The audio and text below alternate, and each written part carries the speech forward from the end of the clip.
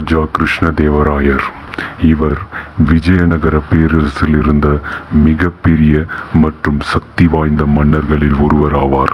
ராயர் பல மொழிகளில் சரளமாக பேசக்கூடியவர். இவர் ஒரு அறிஞர். சமஸ்கிருதத்தில் பல புத்தகங்களையும் தெலுங்கில் ஒரு புத்தகத்தையும் எழுதியவர். இவருக்கு விருப்பமான விளையாட்டு போட்டி மல்யுத்தம் போட்டியாக இருந்தது. ராயர் பல கோவில்களை கட்டினார்.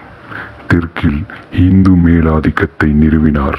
ஏனென்றால் இவரது ஆட்சி காலத்தில் நாட்டின் பல்வேறு பகுதிகளை இஸ்லாமிய ஆக்கிரமிப்பாளர்கள் அதிகாரம் செலுத்தி வந்தனர். இந்த ஆக்கிரமிப்பாளர்களுக்கு எதிராக பல போர்களை நடத்தினார். பீஜப்பூர், பீதர், அகமதுநகர், கோல்குண்டா மற்றும் பஹமனி சுல்தானத்தை எதிர்த்து போரிட்டார். இந்த போரில் அவர்களை எல்லாம் மண்டியிட செய்தார். டெல்லியில் முகலாய ஆட்சி தொடங்கிய காலத்தில் பாரதத்தில் விஜயநகர பேரரசு மிக விரிவான பேரரசாக இருந்தது. பிற்கால முகலாய ஆதிக்கத்தை விட பல மடங்கு பெரியது.